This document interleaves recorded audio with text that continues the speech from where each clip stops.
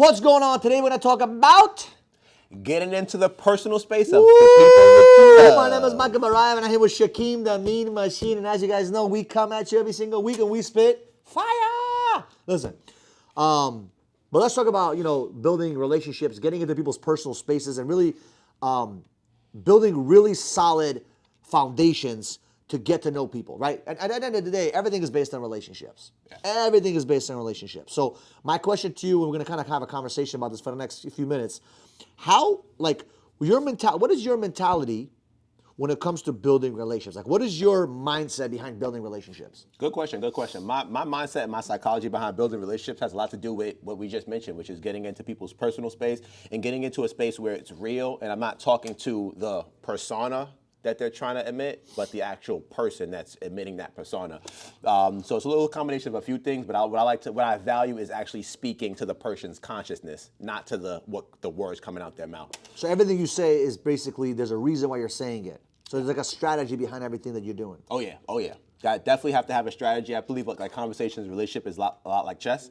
I definitely want to turn the table and ask you, what do you value when you're looking to build a relationship? What's the most important thing? I look at relationships as a win-win situation. A relationship is a place where I have to give you something, you got to give me something. Together we can create something together, right? Like if you have one horse carrying a piece of weight, it could probably carry, 6 pounds, 10 pounds, whatever it is, right? Let's just use an example. Let's say a ton, right? One horse can pull a ton of weight, and another horse can pull a ton of weight. But if you put those two horses together to pull one package together, they could probably carry 10 tons, right? Why is that? Because two people are much more powerful than by yourself, being alone, right? And this doesn't mean that you can't be alone. I just made a video about that not too long ago about being, solitude versus loneliness. But there's time and place where you need to be alone. There's a time and place where you need to be together. And I think that relationships is what God has really wanted us to kind of focus on in this world. In this world, earth, I think we're meant to build relationships and to do things with other people. Everything is for other people. Think about everything you're doing. Like anything you do. You go to work for who? Others. For your family, to take care of your wife, to take care of your children. So when your wife says, can I have $100? You're like, here, $100. Yeah. Or if your child says, hey, can I get this cookie? You could buy that cookie, right? Or, you may want to, go support someone's business with your money that you just work hard for. So everything we do is for somebody else. Yeah. And if you really live a life of just for yourself, it becomes extremely lonely.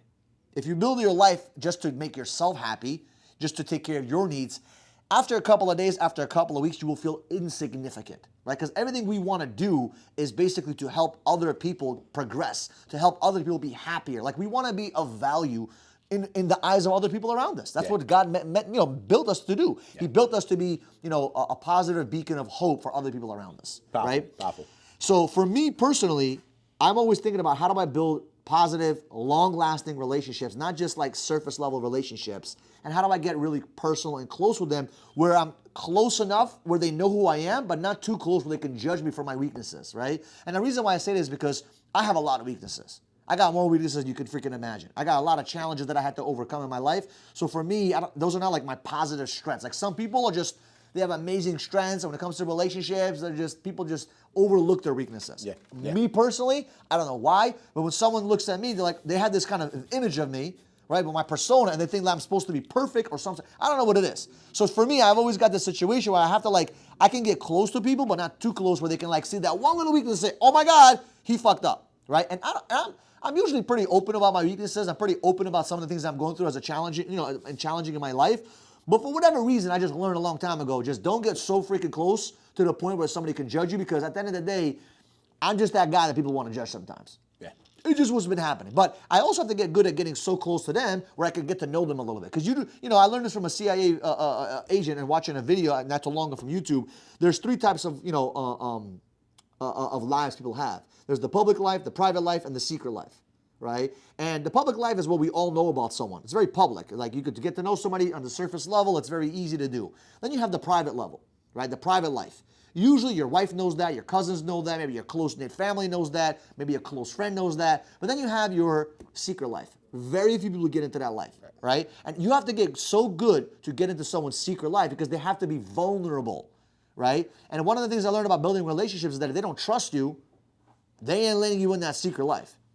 And in order to make an impact on someone's life, like on a deeper level, you got to get into that secret life. How do you get into someone's secret life? Yeah, Right. that's You're the a question. magician at that. Like you get into people's secret life because you make people feel comfortable. Yeah. You make people feel not judged. Yeah. You make people feel like it's okay to be a fuck up. It's okay to be, whatever that problem may be. And I've watched you do that to many people. You've done it to me also. Like you let me be in your life because you learn to you just don't make me feel like I'm the person that needs to. You don't judge me basically. Right. Right. Put it in fucking simple terms, you don't judge me. Yeah. And you let me make my mistakes, you let me fail, and you still look up to me as a friend, you still look up to me as a business partner, you still look up to me as whatever I am to you, and that's a good relationship, right? That's what it's all about. So give me some of your tips on how you get into people's personal spaces without, making them feel uncomfortable by getting in their personal, because you do that in such an immaculate way that I don't think many people realize how good you are. So can you talk to me a little bit about how you do that? Sure. So for me and for anyone watching at home, it has a lot to do with understanding whose space you're trying to get into, right? Asking questions, getting to know the individual, understanding their background, their context, perceptions, right? Pre-inscribed notions that they have, because everyone needs somebody. And I realize that if I can identify the person that you need, and I can morph myself more like into that person, there's a really good chance that you'll feel a little bit more trust coming off of me because I am who you need me to be at that time. So does it require you to sometimes change who you're showing with people? Yes, 100%.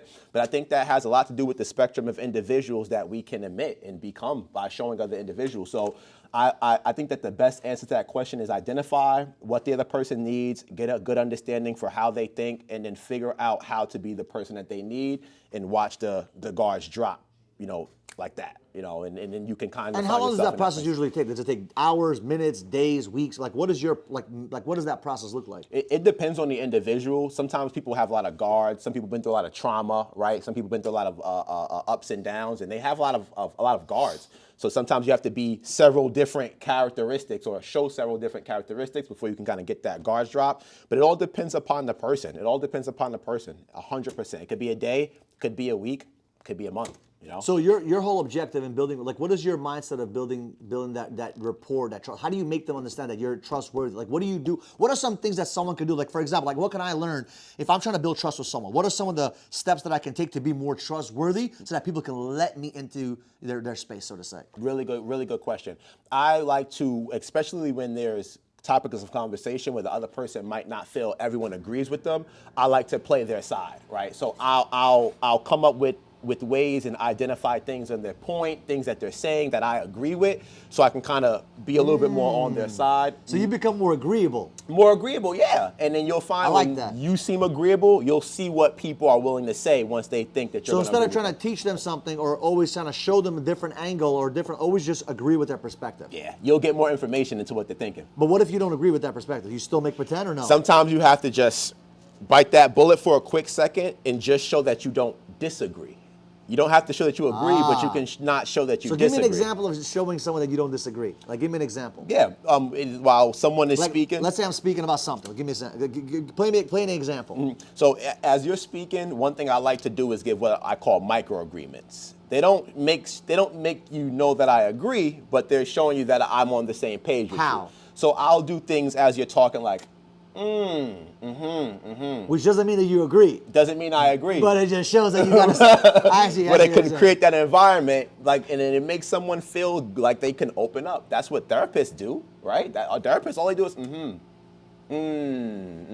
So you just make them feel heard, basically. make them feel heard, man. So you yeah. value their thought process. Absolutely. You value their opinion, even though you don't agree with that opinion. You still value them, and as Yes. a person, you value what they have to say. Yeah, because I feel like if the second I understand how you think, it helps me guide and change your I paradigm. love that. You just a bit. said the second you understand how they think.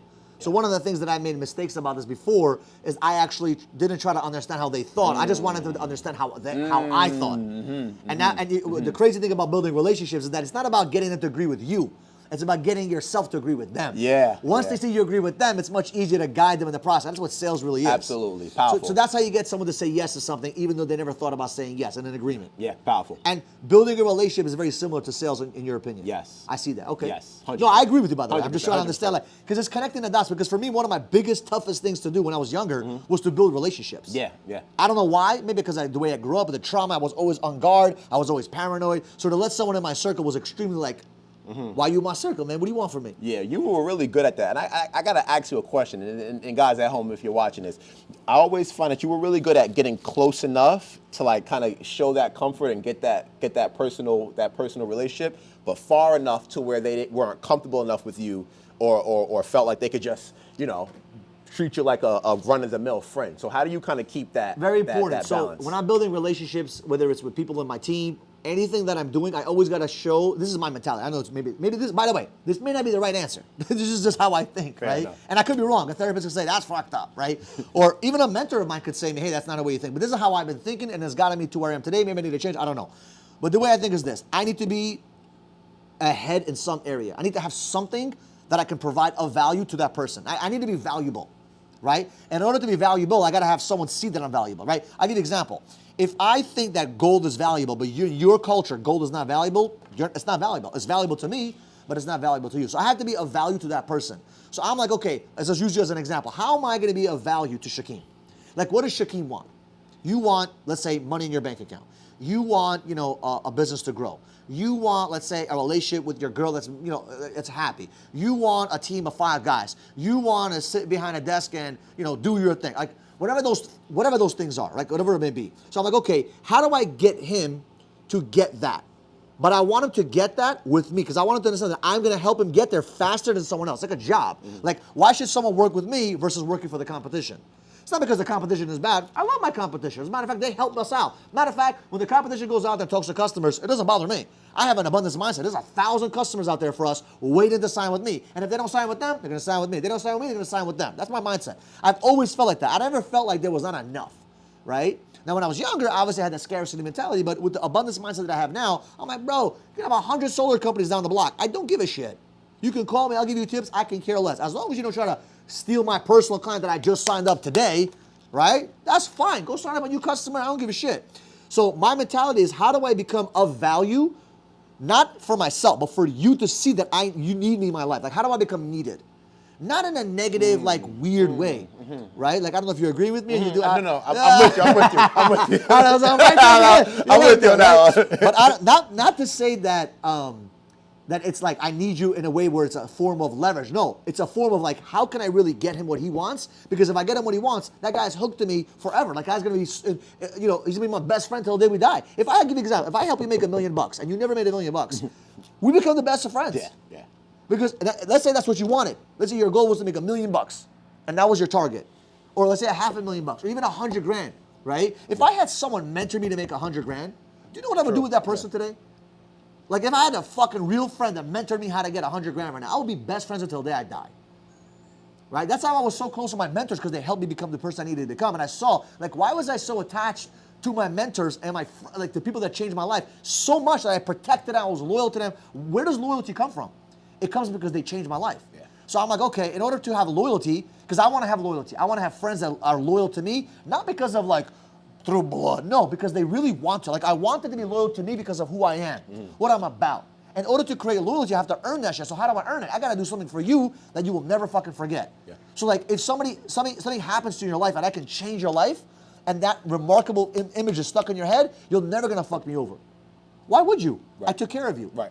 That's my mentality. Like, my mentality is, how do I change someone's life to the point where they never, ever, ever want to look to the left, look to the right? So I always want to figure out what is important to you. How do I become needed? How do I, there's always someone that's going to be needed for your success to get there. If I can have a faster route to get there, I'm going to be fucking right there. Makes sense. So now I become needed. And now when I become needed, I end up becoming wanted. And if I become wanted, it gets closer and closer. Now they're going to build that relationship. So I've always done that, and I've always separated myself from everyone else, because everyone around them wants to take something from them. Yeah. Right? So I got super close with people by letting them know that I'm really there for them. And it's true. If I get them what they want, like if I help you get, let's say, $1 million, in that process, I win because I helped you get $1 million. You win because you got $1 million, and I get a small piece of the pie as well because I served you, helped you in a business transaction. Yeah. So that's the mindset. Now, I think I also learned a long time ago that people are judgmental. So I always create successes outside of them. Yeah. So they can never, ever, ever feel that I'm dependent on them. The second someone feels like I am dependent on their success, game fucking over in that relationship. Because now they feel like the only way that Michael's going to create success is through me. And I don't want them to ever feel that way. I don't want them to ever feel that pressure.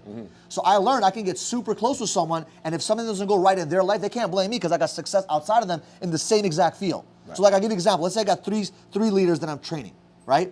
Leader 1 has success. Leader 2 has success. Leader 3 has no success, okay? Leader 3 cannot blame me for his fucking failure. It has nothing to do with me because I have success here. Right? Now, if I did something wrong, of course, it's my fault, but I'm giving you that as an example. So I've always built success outside of someone else. When I say success, it could be a customer success, sales success, competition success, anything, know something they don't know, because I always want to be ahead of the game. So I educate myself, I learn, I educate, I put myself through a position where I'm always a little bit ahead of the game so that nobody can ever say, it's because of you I'm not where I need to be. Because all I'm trying to do is help this guy go get wins. That's all I'm trying to do. I want to help wins. I want to get wins and help you get wins. So that's kind of like how mentality and how I got close and how I avoided, like, I got super close, but I was able to, like, not get judged. Because outside of this individual relationship, there was massive success. And I'm like, bro, you can judge me for my little flaw here, but, like, look at this. Not because of me, but because of the relationships that I've had, right? So I've always been that guy to always have that success outside of other people. And when I say success, I'll think about any, like, whatever that conversation is about, whatever it may be. So that's kind of how I did it. Like I said, I don't know if it's right. I don't know if it's wrong. For me, it feels good because I'm like, I'm not doing it. I'm not trying to help you for myself. I'm trying to help you for both of us. And that's really important. It's got to be a win-win. And that feels really freaking good and empowering because I'm like, I'm not doing it for just myself. Like, I'm not serving you or helping you just so I can make $1 or I can make something. Like, it doesn't make sense. Because through there, you could read right through that shit. A smart guy would be like, wait a minute. Why the fuck is he so nice to me? Why are you trying to get close to me? No one ever says that about me. Because I don't ever get close to someone just for that reason. I get close to them because I really care and I truly want to be friends with them and I'm just a friendly person. And by default, I end up rubbing my fucking mindset on them and help them understand discipline, consistency, whatever other strengths that I have, So that's kind of like my mindset on how we build relationships. I have a question for you though. How do you get super close? This is the challenge that I've always had. People were sometimes afraid of telling me certain things. Like back in the day, if somebody, let's say, were smoking weed, they would not tell me that shit. Right. They would be so scared that I would be judged. I don't know what it was. My persona, my energy made them feel like I was going to judge them. How do you get so good and so close to someone where they're okay with showing you their weaknesses? Because a lot of times with me, people try to show me their strengths. They're trying to, I don't know what it is, but they're trying to show that they're better than they really are at that moment or that specific skill. How did you get so good that people are okay with sharing their weaknesses with you and making them feel like unjudged? Good question, and I got to use the same disclaimer that you just gave a second ago. This could be the wrong answer. This is my answer. I don't know. The therapist, you might say this is terrible. He's marrying me for the relationship. Right? But the answer to that is simple. What I'll do is I'll offer up what I like to call a sacrificial lamb. Right, and this is going to sound a little bit crazy, is I'll offer or I'll give a voluntary piece of information that someone might identify with as a very personal and very secret piece of information. So if I tell you something along the lines of, hey, yeah, I have a drink every now and then as well, what that'll do is it'll show you that I'm also human. And a lot of times, sometimes when people show that they're human, it resonates with other humans. And when you show that you have flaws as well, people feel more likely and feel more comfortable to give you what their flaws are, feeling like, hey, I got one up on him as well. They don't feel like you're inferior to them. Exactly. And it gives you access to the things that makes them inferior and gives you access to that information as well. You know what's crazy? That's exactly the mistake. That's exactly the mistake I made because I was trying to be this person I'm supposed to be. Which, I'll be honest, I don't drink, I don't smoke, so to me it's hard to say, I had a couple of drinks last night. Correct. But I could say I was around my friend who drinks a couple of drinks last night and kind of be more relatable. That's a deep way of thinking. I like that thinking. Just being more relatable to that. But the challenge is, and this is the challenge I've learned with building relationships.